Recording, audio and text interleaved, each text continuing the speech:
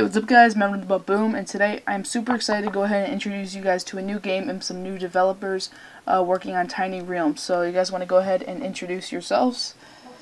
Oh yeah, so hi, so I'm Jamie Tokyo, I'm the game director on Tiny Realms, and over to... Yeah, I'm Clive, and I work on the product and the marketing side. Alright, so today we're going to go ahead and talk a little bit about the most recent update. I believe you had some PvP and a new spell, I believe. That's right, so made is in our kind of on our core game modes is Battlegrounds. This is essentially a mode where we pit the three factions in the game against each other, where all players can play in this one kind of massive world together to try and win territory. Before we actually made the change, what was happening was when you actually took on a battle, the defending realm, there was no real consequence for the defending realm. So often you could match up against an easier realm that would perhaps have pretty weak defenses. So what we did is we went back and looked at how can we make these battles far more compelling? How can we really have that kind of engagement between the players and make it more meaningful? So the big change we've done is we've actually made it so that all Battlegrounds battles are actually multiplayer experiences.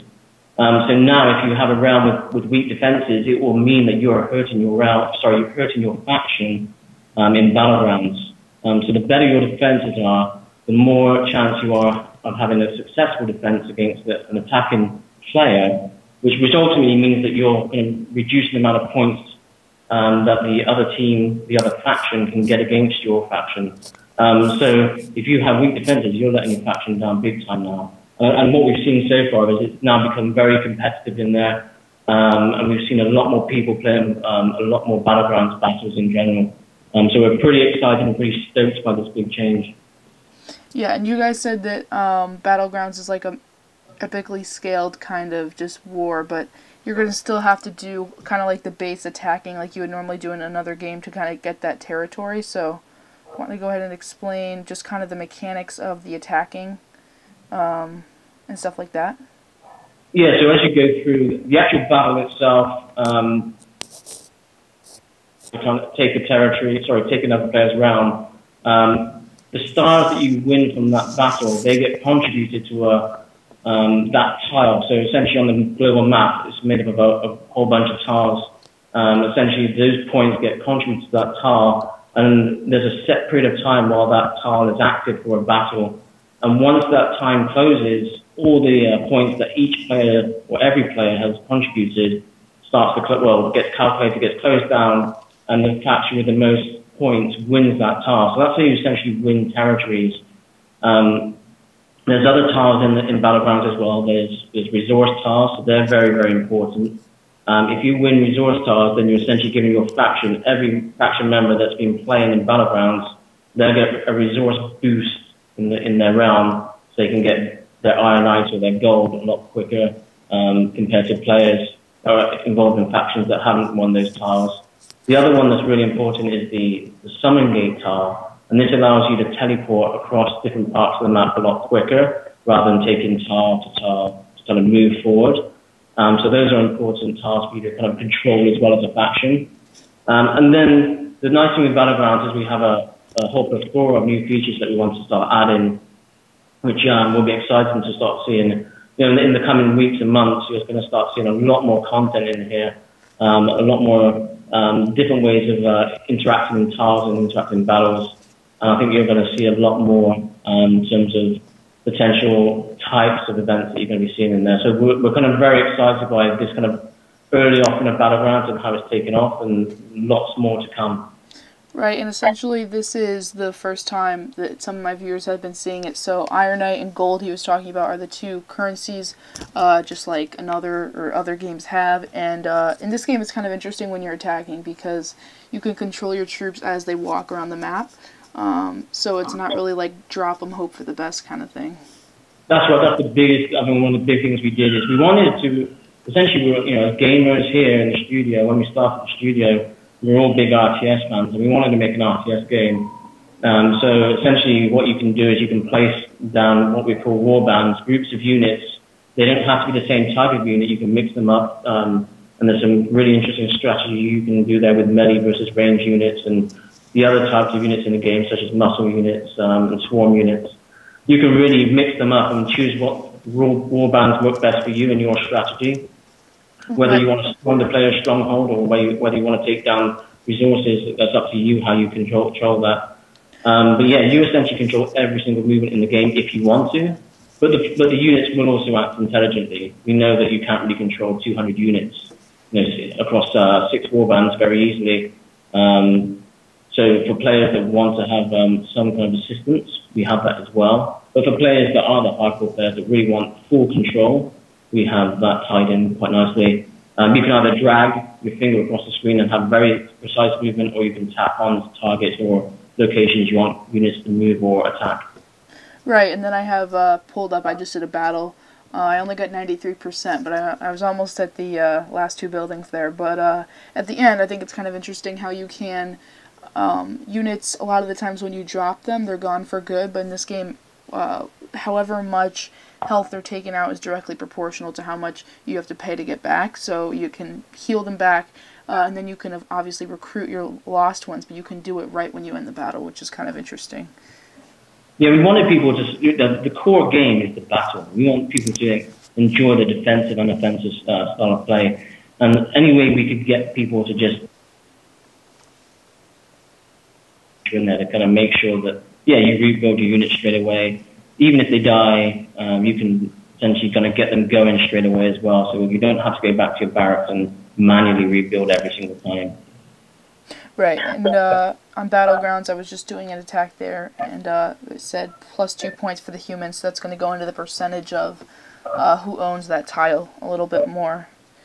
That's right, yeah. So essentially now you've contributed a little bit to that battle for sure. And as you rank up, so essentially you start as a private, and essentially you have up to 16 ranks to move forward with. Once you've actually ranked up, you'll actually be able to contribute more to your faction. So your battles will be more valuable. So once you're a general, so to speak, you'll essentially be able to provide 10x of what you can do right now. And you can also, one of the ways that we allow you to kind of decide what tile you attack next is you essentially can vote on what tile that should be. And the higher ranked you are as well, the more votes you'll essentially be able to determine the strategy and the movement of your faction moving forward. So it's very important to keep playing and building up your kind of rank and your kind of your status in the game. Right, and then I just had one more question, just for people to help understand the basic mechanics. For the gold mine, and I'm guessing the ironite mines as well, you have a +22%. Can you explain a little bit about what that means?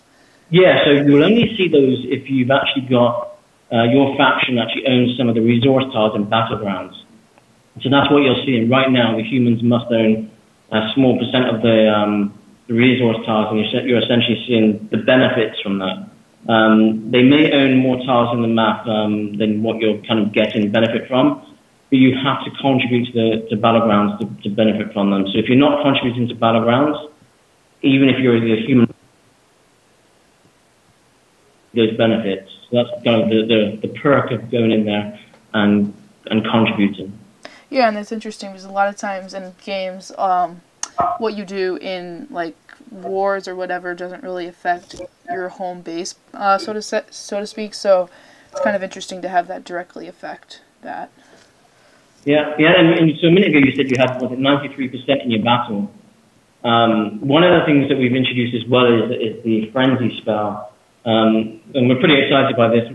The idea is you place down the frenzy spell and your units go crazy bonkers for a short period of time, but they really speed up. Their attack rate goes right up as well. And it's definitely been a fun mechanic that we've embraced inside the studio, and people are starting to use in the game as well.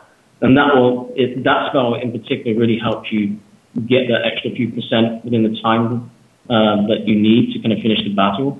And as you may have seen, Matt, one of the things we do as well is we actually offer time bonuses. So the quicker you finish a battle, the more points, again, you can potentially win in terms of trophy points for the leaderboard. And so this will hurt players as well that are trying to defend, which have weak defenses, because if you can beat their realm within a minute, you're going to take more and more trophies as a bonus from them as well. So that's how we wanted people to really care for their realm a bit more, and make sure that they really care for that defense. Yeah, and I just took a look at the Spell Factory, not the Spell Factory, the Magic Academy, which I hadn't gotten yet, and I saw that Frenzy tonic at the end there. So.